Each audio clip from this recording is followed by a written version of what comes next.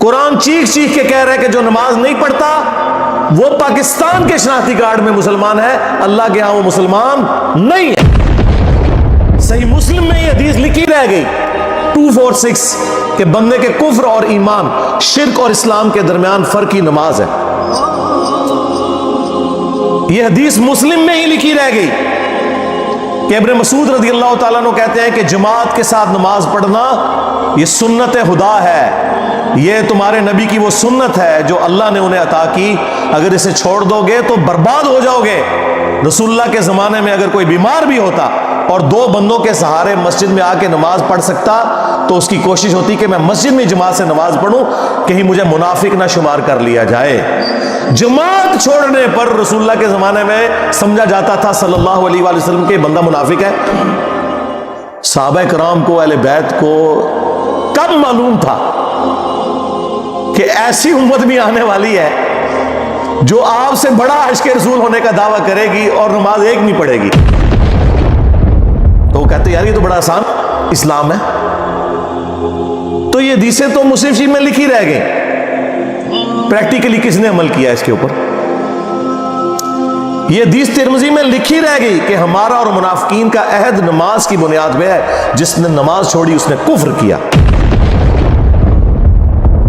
یہ صحابہ کرام علیہ رضوان کا فتویٰ ترمذی میں ہی رہ گیا۔ عبداللہ بن شقیق تابعی کہتے ہیں کہ صحابہ کرام علیہ رضوان تارک الصلاۃ کے سوا کسی کی تکفیر نہیں کرتے تھے، صرف بے نمازی کو وہ کافر سمجھتے تھے، باقیوں کو وہ تمام غلطیوں کے باوجود مسلمان تصور کرتے تھے۔ اندازہ کریں، یہ ترمذی میں لکھا رہ گیا جناب۔ ہاں،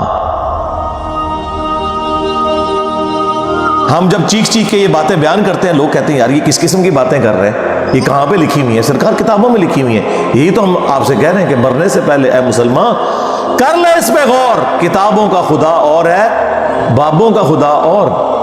یہ حدیث ابو داؤد میں ہی لکھی رہ گئی کہ بچہ جب 7 سال کا ہو جائے تو اسے نماز کا حکم دو، اور نہ پڑھے 10 سال کی عمر میں اسے سزا بھی دو، اور 10 سال کے بچوں کے بستر بھی الگ کر دو۔ یہ ابو داؤد میں لکھی رہ گئی حدیث، عمل کس نے کیا؟ یہ حدیث ابن ماجہ میں لکھی رہ گئی کہ نبی علیہ السلام نے فرمایا اے معاذ اللہ کے ساتھ شرک نہ کرنا، خواہ تمہارے ٹکڑے ٹکڑے کر دیے جائیں، تمہیں قتل کر دیا جائے، سولی دے دیا جائے یا آگ میں زندہ جلا دیا جائے، شرک نہ کرنا۔ یہ پہلی نصیحت۔ اسی حدیث میں دوسری نصیحت، نماز نہ چھوڑنا۔ تمہارا اللہ کے ساتھ عہد نماز کی بنیاد پہ ہے، اگر تم نے نماز چھوڑ دی تو اللہ کا ذمہ اٹھ گیا تم سے۔ اور تیسری چیز فرمایا شراب نہ پینا، یہ تمام برائیوں کی جڑ ہے۔ تو یہ حدیثیں تو لکھی رہ گئی سرکار۔ یہ حدیث مسند احمد میں ہی لکھی رہ گئی کہ نبی علیہ السلام نے فرمایا کہ نماز قیامت کے دن نمازی کے لیے دلیل، نجات اور نور ہوگی، اور جو نماز نہیں پڑھتا قیامت کے دن نہ اس کے لیے کوئی دلیل ہوگی اللہ کے حضور بچنے کی، نہ نجات اور نہ کوئی روشنی، نور جو پولیس رات سے گزرنے کے لیے قرآن میں آیا نا وہ نور۔ اور پھر نبی السلام نے فرمایا کہ بے نمازی کا حشر اسی حدیث میں آتا ہے، فرعون، قارون اور حامان اور امیہ ابن خلف کے ساتھ ہوگا۔ ہاں جی، کچھ بھی ہے تیرے محبوب کی امت سے ہے۔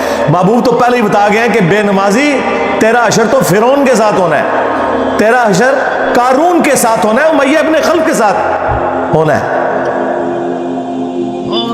اور یہ تو میں آپ کو صرف ایک بات کر رہا ہوں، اب اگر میں قرآن کی توحید بیان کرنا شروع کروں تو قرآن کے پہلے صفحے کا ٹیسٹ دنیا کے کروڑوں مسلمان پاس نہیں کر سکتے۔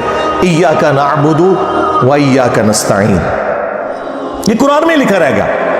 ماشاءاللہ فجر کی نماز میں یہ پڑھ کے نکلتا ہے، اور مسجد کے ساتھ جو دربار ہے ریگولرلی حاضری دے کے اس بابے سے بھی مانگ کے گھر آتا ہے۔ تو کیا نماز تو پڑھی؟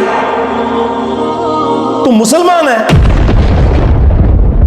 تیری ہر نماز کی ہر رکعت میں تو یہ نہ پڑھے تیری نماز ہی نہیں ہوتی۔ ایاک نعبد و ایاک نستعین، اے اللہ عبادت بھی تیری کریں گے، دعا بھی تجھی سے مانگیں گے، مدد بھی تجھی سے مانگیں گے۔ یہاں مدد مانا دعا کے، لیکن یہاں مولویوں نے پھر پٹی پڑھا دی، انہوں نے کہا نہیں جی نہیں جی، امی سے روٹی نہ مانگے۔ اندازہ کریں قرآن کا مذاق اڑا رہے ہیں، حالانکہ انہیں پتہ ہے کہ قرآن میں یہ آیت موجود ہے وَتَعَاوَنُوا عَلَى الْبِرِّ وَالتَّقْوَى وَلَا تَعَاوَنُوا عَلَى الْإِثْمِ وَالْعُدْوَانِ، نیکی اور پرہیزگاری کے کاموں میں ایک دوسرے کی مدد کرو اور برائی میں الگ رہو۔ قرآن نے بتایا ہے کہ اللہ نے دنیا کو اسباب کے ساتھ جوڑا ہوا ہے۔ یہاں ایاک نستعین میں دعا کے اعتبار سے بتایا جا رہا تھا کہ غیر اللہ سے نہیں کرنی، ظاہری اسباب کا تو قرآن میں حکم ہے، لیکن دیکھ لیں۔ اور پھر جس شان سے اللہ تعالیٰ نے سورۃ النمل میں ذکر کیا، حیران کن بات آپ کو بتاؤں، اہل تشیع کے ہاں صبح و شام کی دعاؤں میں، سنت اذکار میں سورۃ النمل کی آیت نمبر 62 پڑھی جاتی ہے، ترجمہ نہیں کبھی کسی نے پڑھا۔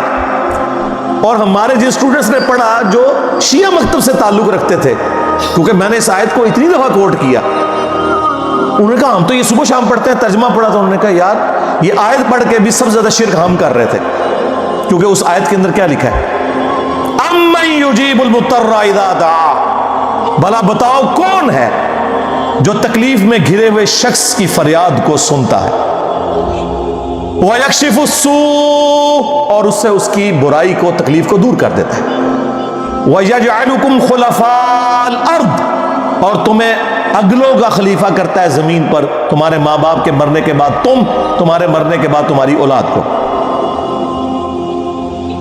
اَإِلَٰهٌ مَّعَ اللَّهِ، کیا اللہ کے ساتھ کوئی اور معبود بھی ہے؟